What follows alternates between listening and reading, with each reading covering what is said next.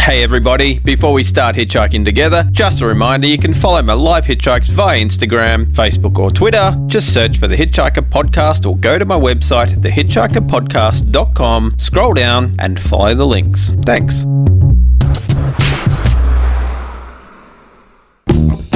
Hey everyone, my name is Jared Pickford. My friends call me Jazz or Jazzy, and welcome to The Hitchhiker. In this podcast, I'm going hitchhiking and you're coming with me to meet all types of random characters from all over the world, such as Nigel, who recently discovered some horrible news. I said I got really bad news.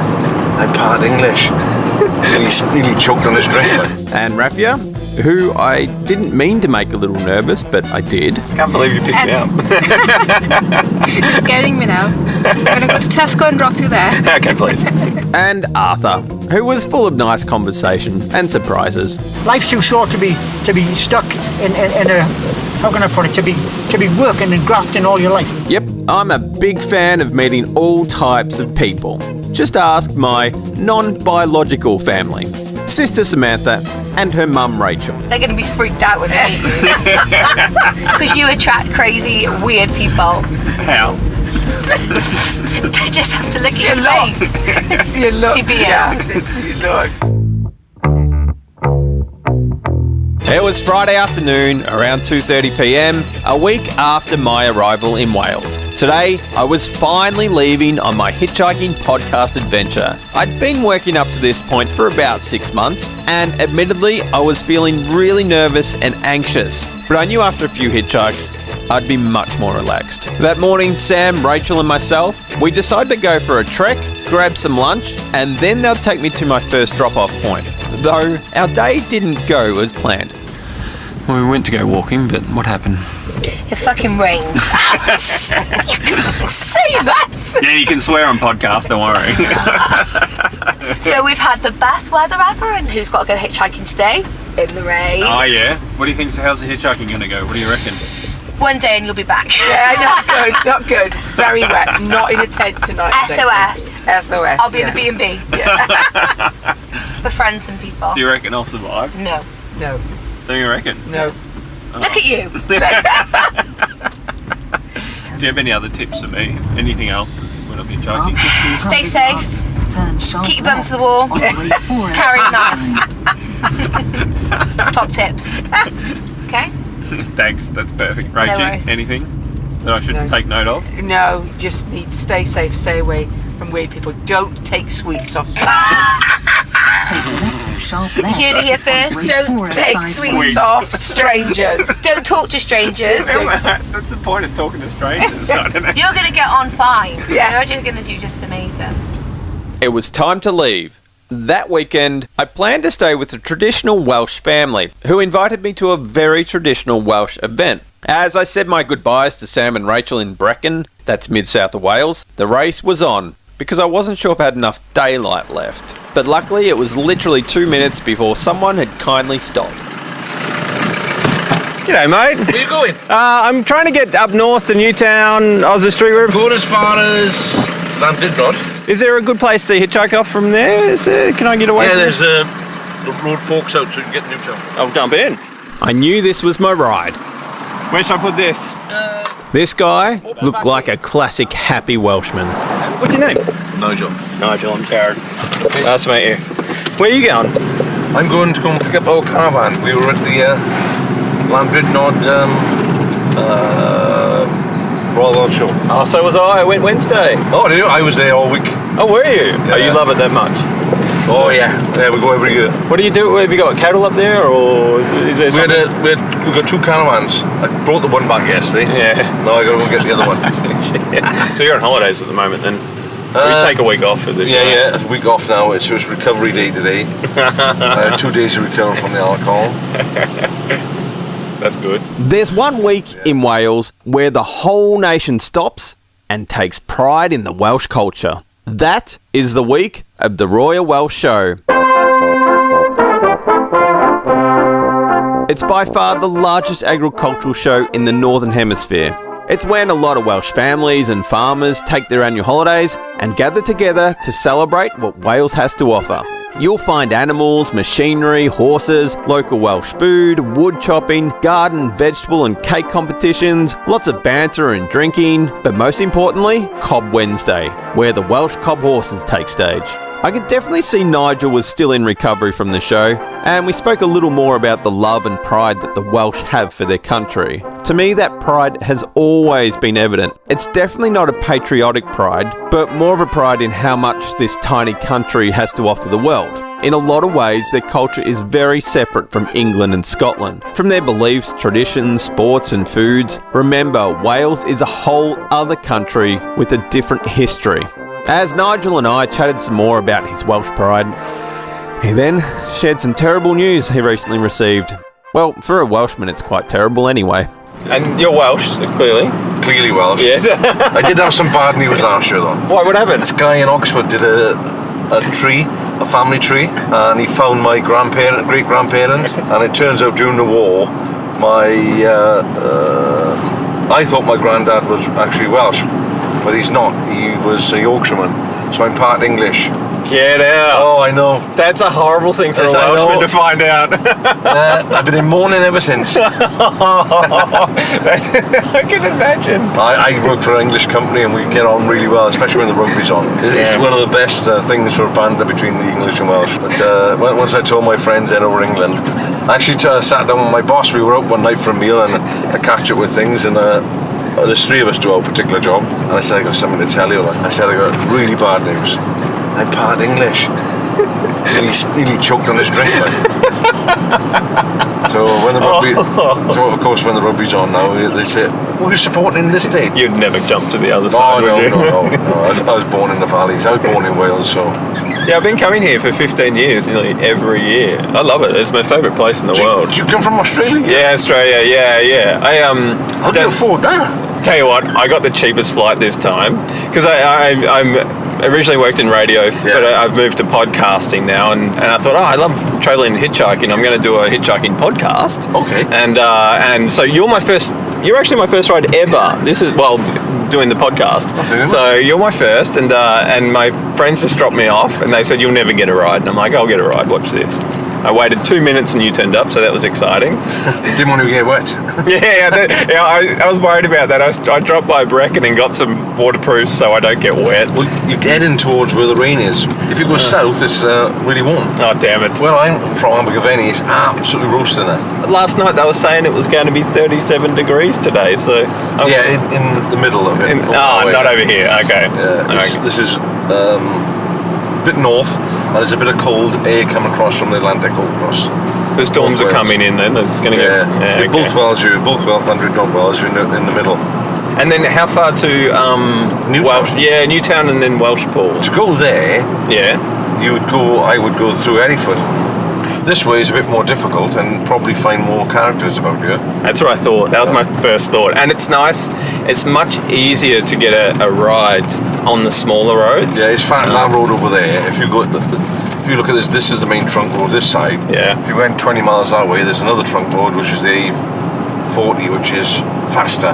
This is the roundabout here, but I'm going to take you over there and I'll look over here. For a good road. Thank you. We'll find a nice little shelter spot for you. Have you hitchhiked before? I feel that you have. Sorry? Have you hitchhiked before? Have you? Me? No, I haven't. No. Have you picked up hitchhikers before? Yeah, there's a guy I pick up. You see him with a red number plate on, who collects cars. Oh yeah. Somebody will buy a car, say in Cheltenham or London or wherever. Yeah. And you get the red sign on the roundabout. And if I'm in my car going somewhere, He'll pick you up. I take him as close as possible, so we have a good natter. So no, I haven't hitchhiked myself. So. What about that one? Is that a good one? Really good. That does look like a good one. People can pull in. Yeah. You're a good man. All right. Appreciate that. Enjoy.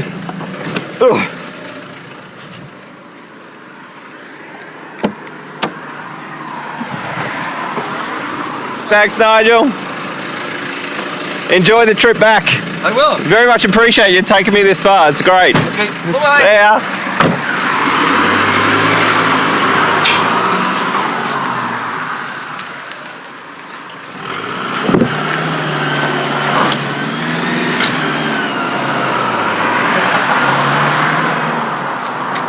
And there goes my first ride. his name was Nigel. If you go to my Instagram or Facebook and search for the Hitchhiker podcast, you can see Nigel waving goodbye in his rusty four-wheel drive. It wasn't long until my next ride pulled up. Raffia was her name, and I was definitely a little surprised by her presence. I asked her if she usually picks up hitchhikers. I know these roads and I know these people, so if you're one of those naughty ones, I'll just... You can throw me out and then shout for help. They all know me, so yeah. Can't believe you picked me up. It's scaring me now. I'm going to go to Tesco and drop you there. Okay, please. Now, to give you a picture, Raffia was a young Pakistani woman, dressed in traditional clothes, including a headscarf, and driving a somewhat expensive BMW. So you can see why I was a little taken aback, yeah? Over my 15 years of hitchhiking, I've learnt that men pick you up to talk to someone. Women usually pick you up because they somewhat feel sorry for you. Let's say they're compassionate. And I could see Raffia was a really kind and compassionate person. After all, being compassionate was part of her working life. So you must travel up and down here often then? Yeah. Okay. Why do you travel up and down here often? I work here and I work in Built and I also work here in this town, London Dodd. Oh yeah? Yeah, so I work in 5 different towns. I'm a pharmacist. Oh, you're a pharmacist. Oh, okay.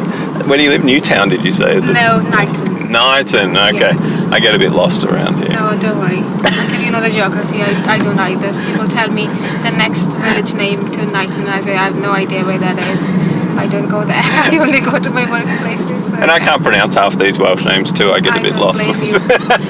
People do tell me I've developed a Welsh accent, which I'm very happy about because I feel like a local now. Yeah, you have a bit of a Welsh accent. I can hear it. It's a very strong accent. I don't think you can avoid it if you're living here. Can you speak Welsh? No. I can say the addresses, which are in Welsh. Oh yeah.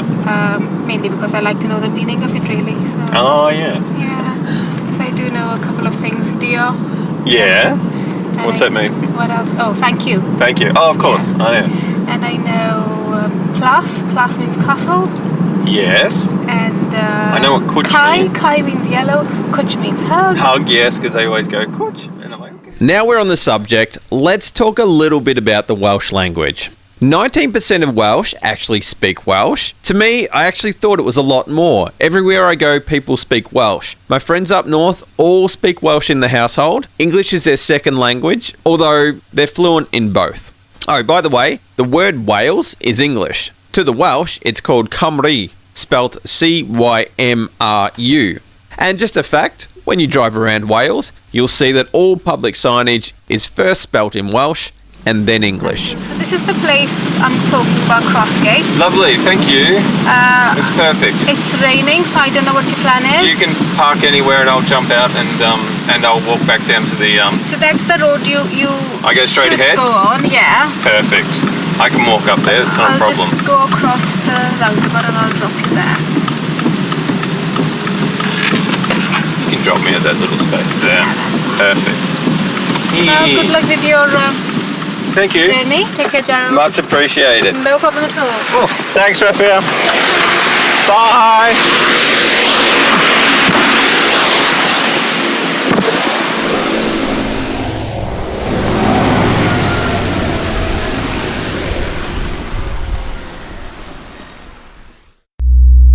Hey everyone, just letting you know this podcast is brought to you by me. Why is that, you ask? Well, I am a professional podcast producer and editor, and I began my radio career at 19, now doing podcasts at 37 years old. Producing people's podcasts, that helps fund my podcast, so if you need a producer or editor, get in contact at my website, thehitchhikerpodcast.com, and let's work together on your podcast. And everyone else who doesn't need a podcast, don't forget you can follow my Hitchhikes live via Instagram, Facebook and Twitter. Just search for the Hitchhiker Podcast. Thanks everyone.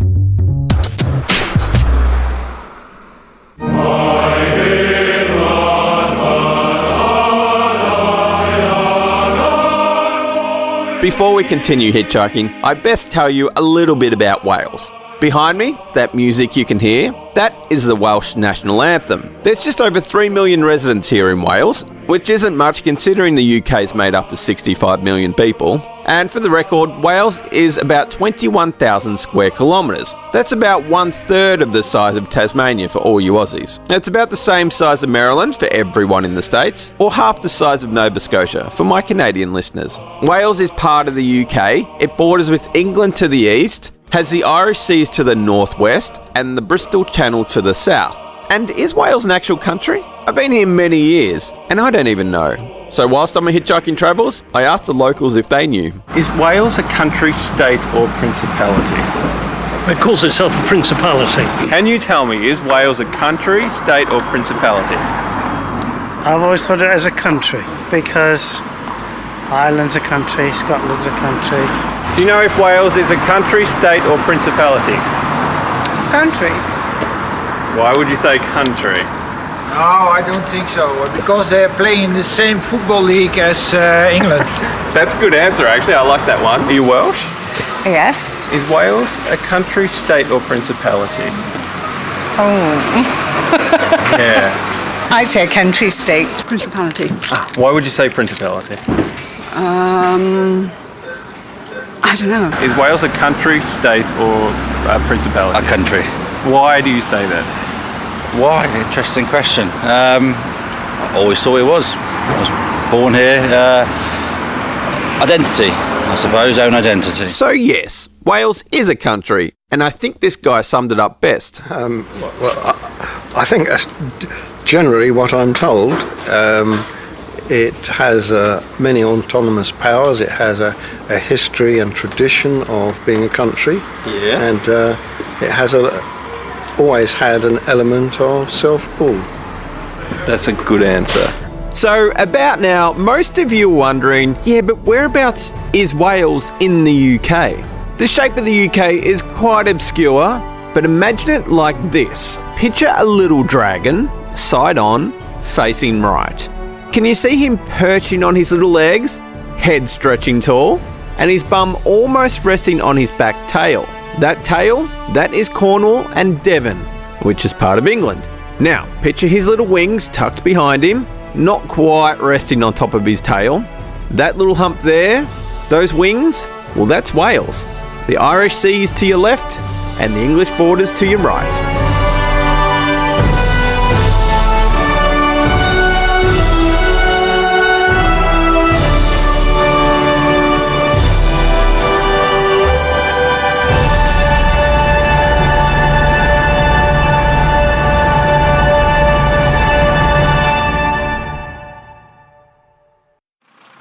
Once the rain had passed, I was off again.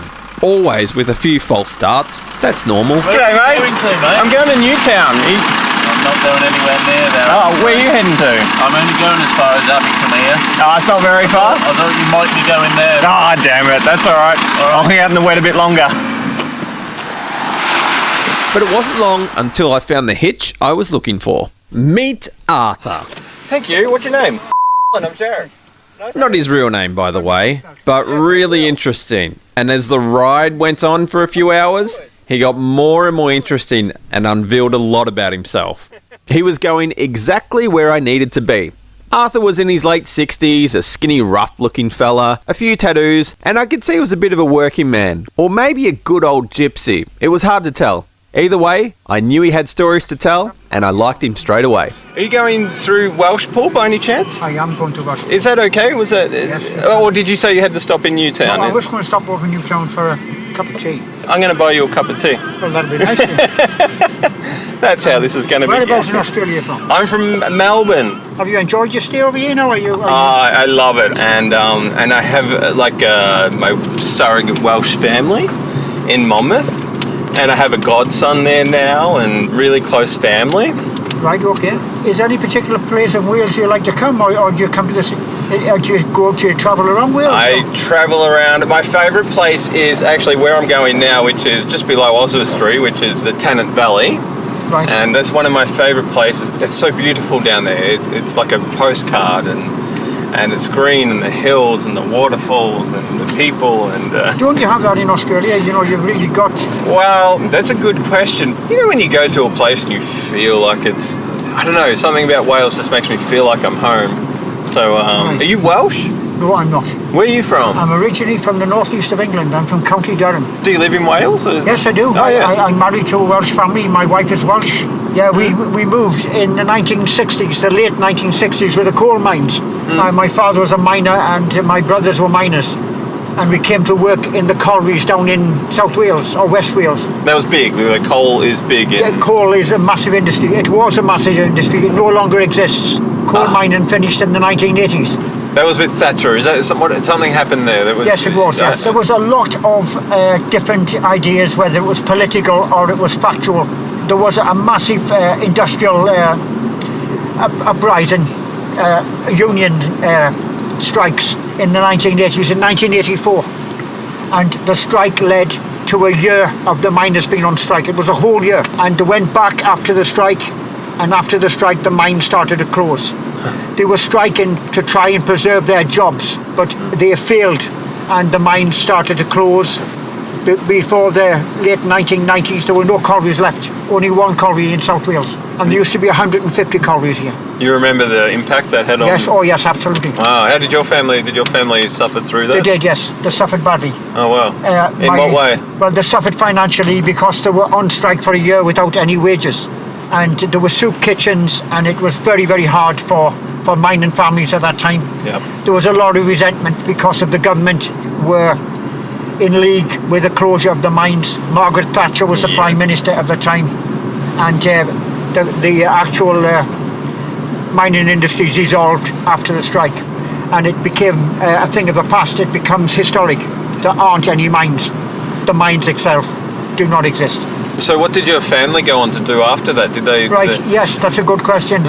My brothers, they went into other industries. My brother, he still works now. He's gone retirement age, like myself. But he drives heavy goods vehicles. And after he finished in the mines, he went as an HGV driver. And I'm guessing a lot of miners went in and did a lot of They did different work. things. A lot of miners, some miners never worked again. Some miners just literally gave up the ghost. Because a lot of miners suffered with ill health because of the dust in the mines, and that led to a lot of people with illness, ill health. It was a kind of mixed bag, but it was a very bitter time, very bitter. And even now, after all these years, it's still very resentment. And I can explain why. You see, the miners went on strike, but there were some miners who broke the strike and went back to work during the strike, and those miners were never forgiven by the community. They were never forgiven. Yeah, okay. And even now, there's still resentment between that. Father against son, brother against brother, friend against friend. And that is still very, very strong, and it still exists in the mining communities now. So did you work in the mines? No, I didn't. No, what were you doing? I went to work on a farm. I worked in the agriculture, and then I went into construction. And I went out of construction into the steel industry. And I was caught up in the steel strike.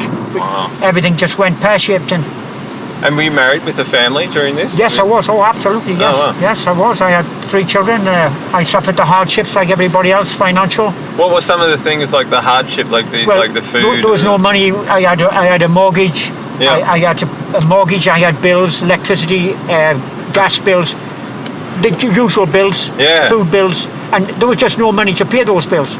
And What did I do? I managed to find some work with people that would say, look, can you do a job for me? And of course my in-laws were very generous and helped us out.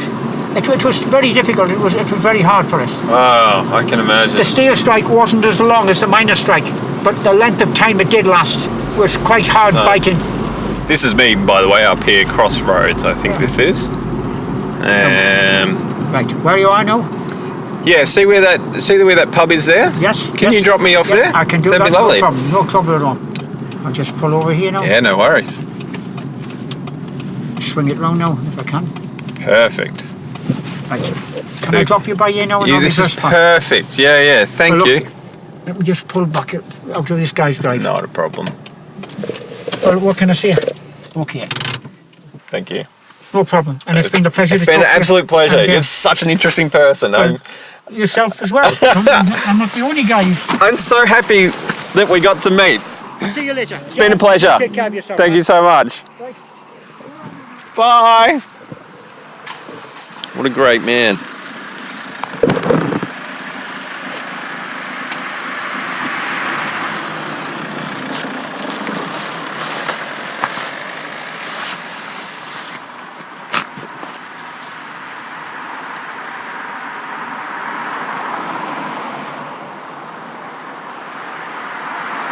Thanks for hitchhiking with me, everyone. I hope you enjoyed the ride as much as I did.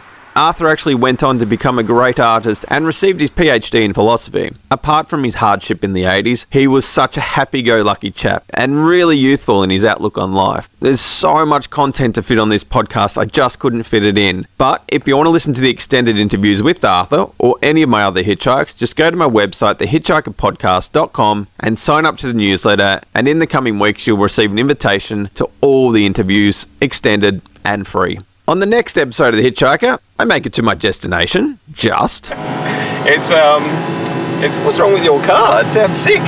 You know why, don't you? It's your bloody fault. What did I do? Put me bloody off with that thing. I'm so sorry. I go on a Welsh date. How was our date tonight, girls? Amazing. Fantastic. I thought so. And the Welsh farmers sing me a traditional tune.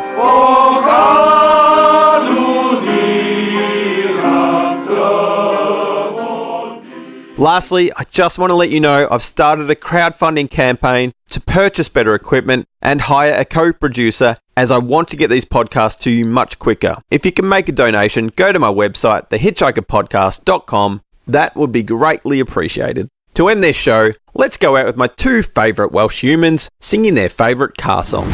Should be wearing frilly knickers, wearing frilly knickers, wearing frilly knickers when she comes. Yeehaw! Singing aye, yippee, yippee, aye. Singing aye, yippee, yippee, aye. Singing aye, yippee, aye, yippee, aye, yippee.